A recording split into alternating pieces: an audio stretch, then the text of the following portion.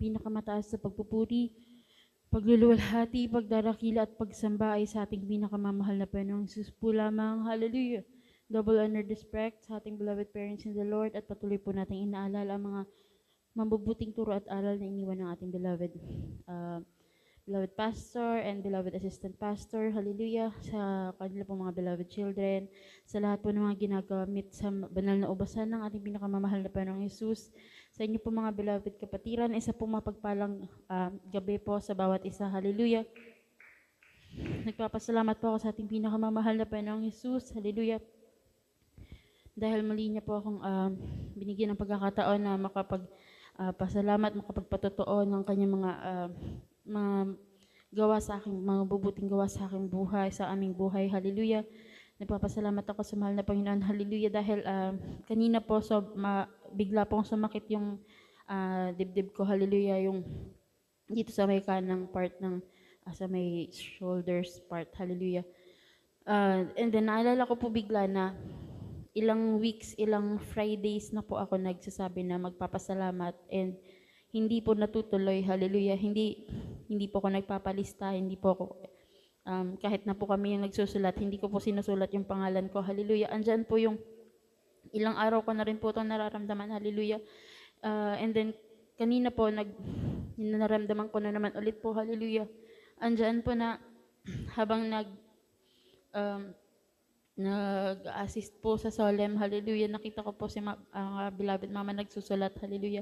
Bigla pong pinaalala sa akin ng ating pinakamamahal na Panginoon na magpalista, hallelujah, na andyan yung na magpalista at na magpasalamat, hallelujah, dahil ang dami-dami ko pong dapat ipagpasalamat sa ating pinakamamahal na Panginoong Jesus, hallelujah. Bigla siyang isiniksik ng mahal na Panginoon sa utak ko, hallelujah, na nagsabi ako ng mga nakaraan pa na magpapasalamat ako kung hallelujah, kaya nagpapasalamat ako sa ating pinakamamahal na Panginoong Jesus, hallelujah, dahil binigyan niya po ulit ako ng pagkakataon nito, hallelujah.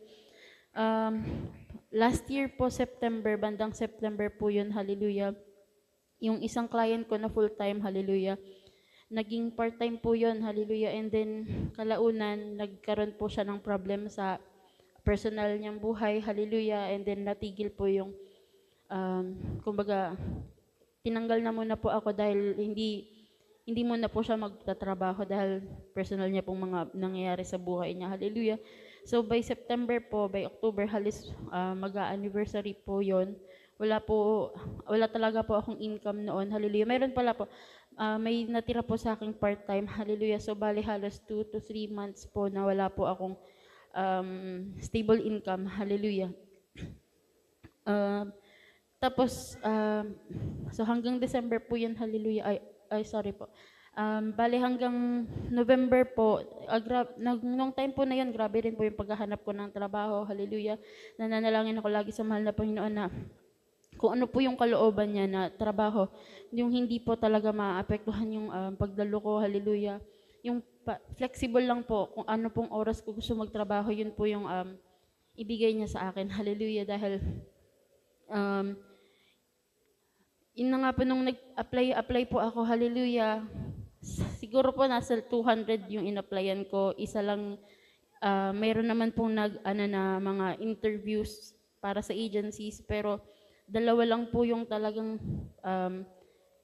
interview na para sa client, and kahabangan po natin pinakamamahal na Panginoong Jesus, kahit pareho po yung part-time, pareho rin po akong na-hire po doon. Kaya isa po yung nabawas, dalawa po yung pinalit ng ating pinakamamahal na Panginoong Jesus. Hallelujah. Nagpapasalamat ako sa ating pinakamamahal po dyan sa pagpapala na yan. Hallelujah.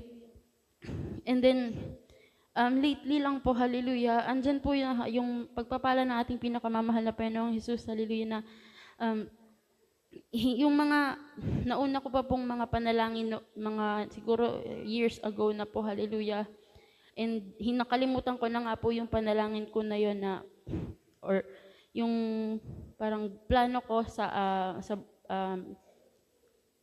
nakalimutan ko na po yun, hallelujah. And then, hindi ko po namamalaya na unti-unti po palang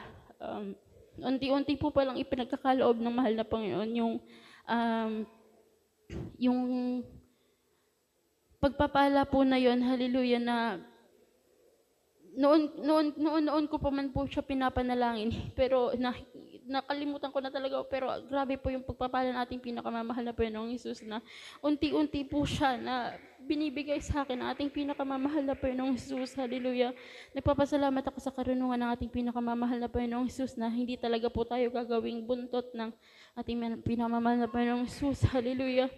Na andyan po na kung nung dati po, nung mga nauna kong kliyente, hallelujah, sasabihin lang nila kung anong gagawin ko, and then gagawin ko po yung mga trabaho. Ako po yung usual na nagtatanong kung anong desisyon, hallelujah. Ngayon po, yung binigay sa aking kliyente ng ating pinakamamahal na Panginoong Hesus, hallelujah, siya pa po nagtatanong sa akin anong dapat namin gawin, hallelujah, kung anong desisyon yung gagawin, and then kumbaga ako yung magiging lead. Kung anong gusto sabihin ko, yun yung gagawin niya. Pero siya po yung kliyente, siya po yung nagbabayad ng lahat.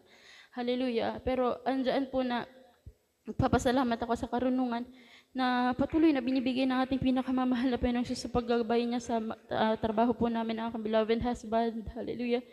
Nagpapasalamat ako sa hindi po talaga po tayo pagkukulangin ng ating pinakamamahal na Panginoong Hesus. Hallelujah. Basta't nagtatapat ka lamang po sa Kanya. Hallelujah.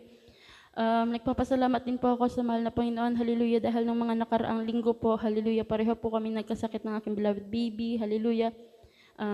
Grabe po yung ubo ko. Siya rin po, grabe din po yung ubo at sipon. Hallelujah. And then,